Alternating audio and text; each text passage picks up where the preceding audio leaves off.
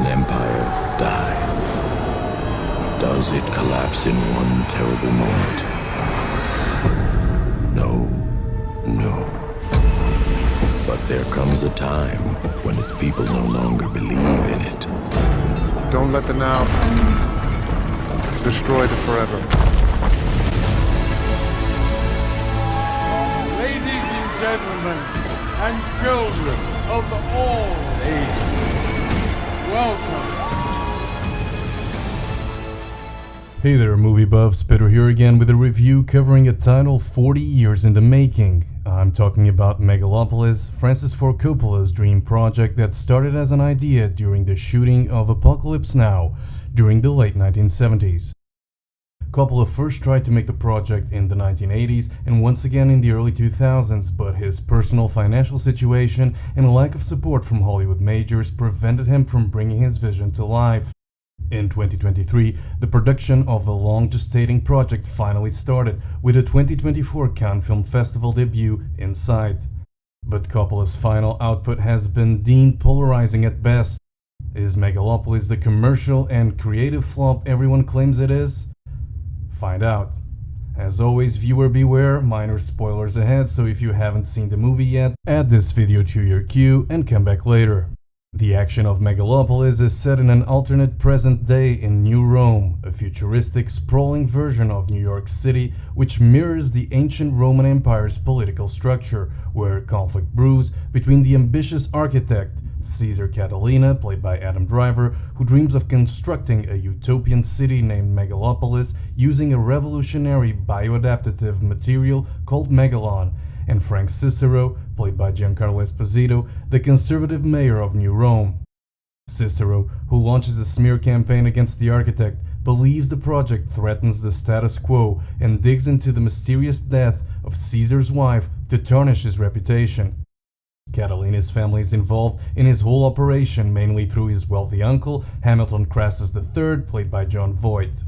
Caesar's plans are further complicated by his scheming, jealous cousin Claudio Pulcher, played by Shia LaBeouf, his former mistress, now married to Crassus, while Platinum, played by Aubrey Plaza, and Cicero's daughter, Julia, played by Nathalie Emmanuel, who is spying on him to help with her father's case. When a catastrophic event devastates large parts of New Rome, Caesar is presented with the opportunity to begin constructing Megalopolis.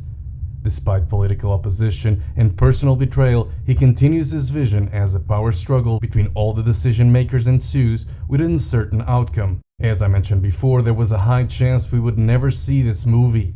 The title was even included in the book The Greatest Movies You'll Never See, along with Gladiator 2 and The Other Side of the Wind. Hindsight truly is a beautiful thing. But thanks to the director's perseverance and desire to bring his vision to life, along with his own $120 million, we got a bold and divisive experiment that will certainly mean different things to different people. A fable, a hidden satire, an exercise in personal reflections, or Coppola just cosplaying as Nolan. You know, time plus dead wife. Surprised no one has referenced this yet. Those who only know the Italian-American director through his most popular and famous work, The Godfather Trilogy and Apocalypse Now, will no doubt be surprised by finding a master of his craft going down the unconventional path to try and do something visually interesting with the presentation in this visual medium. But everyone who watched One from the Heart, who experienced the French New Wave and German Expressionism double punch that is Rumble Fish, who knows of the director's plans for a dark musical biopic inspired by Kabuki theater, and read about his original insane plan for Megalopolis, which included a movie staged as an opera screened over 4 nights. Basically everyone who knows Coppola's filmography and the person knew what they were in for. The Japanese concept of Kintsugi, a centuries-old Japanese repair technique that uses lacquer dusted with powdered gold to restore broken ceramic, fully embodies the principle of seeing beauty in the incomplete and value in simplicity. Coppola uses tones of gold to achieve the exact same thing, for Megalopolis is an ambitious tale of power and emotion in America, like most of the director's features, a history lesson seasoned with a study of the human condition. Plenty of pieces, thought-provoking pieces mind you, that were broken by bad dialogue. Sorry Francis. Yet, through brilliant cinematography, odd and unusual creative choices, and a set of very distinct acting styles, director Francis Ford Coppola delivers a mesmerizing movie, one that feels self-indulgent but never pretentious, grandiose but never unintelligible, and quirky and fascinating in equal measures. On a technical level, the movie deserves significant praise for its groundbreaking approach to visual storytelling and innovative use of digital effects. Francis Ford Coppola's long-standing vision pushes the boundaries of futuristic cityscapes.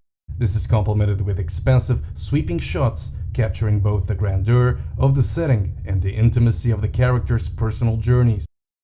The lighting and color palette shift to reflect the mood of various scenes, alternating between the cold, stark world of political manipulation and the vibrant, utopian vision Caesar Catalina aspires to build. Since Coppola tried to make the movie for the second time in the year 2000, several names were attached to the project. Paul Newman, James Caan, Warren Beatty, Jude Law, Oscar Isaac, Zendaya, Cate Blanchett, and even Christian Bale are just some of the names that at one point or another were associated with the project. The final cast is equally stellar even if the acting has been criticized.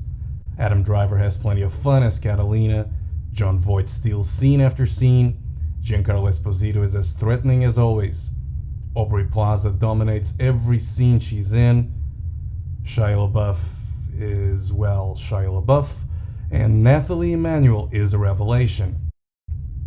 Ultimately, the distinct acting choices along with the unconventional creative decisions really deliver Coppola's vision.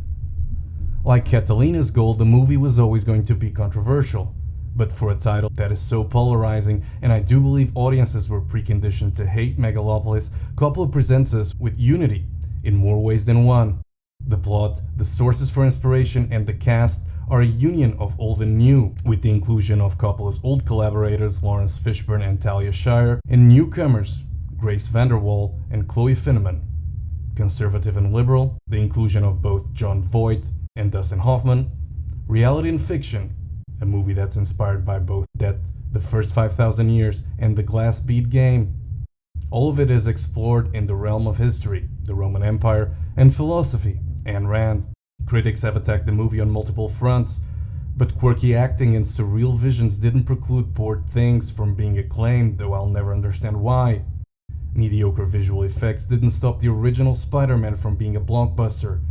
And unconventional and bizarre is on the DNA of beloved cult classics such as Donnie Darko and Eraserhead. I believe there's something more to it.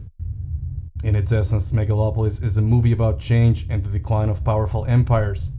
A cautionary tale about progress. Ancient Rome, the Soviet Union, as illustrated by the falling satellite, and now America and the Western world are seen as declining powers with their rule over the world at stake. But it can also be a personal comment by Coppola on the state of the movie industry, how the majors have siphoned creativity and doomed those they serve to an endless buffet of mediocrity. Compromises in the shape of one for me, one for them are no longer viable, with IPs and blockbusters dominating marquees all over the world. Like Martin Scorsese said to Steve Bauer at the screening of Scarface, "You guys are great, but be prepared, because they're gonna hate it in Hollywood, because it's about them." And if we are to see Francis Ford Coppola as a cinematic equivalent of Ayn Rand's hero John Galt, a creator and a believer in the power and glory of the human mind, then this is a movie we truly need. A relevant title, much like a utopia, and unlike the preheated entertainment streaming giants serve every day, that doesn't provide the answers, but it sure tries to make us ask the right questions.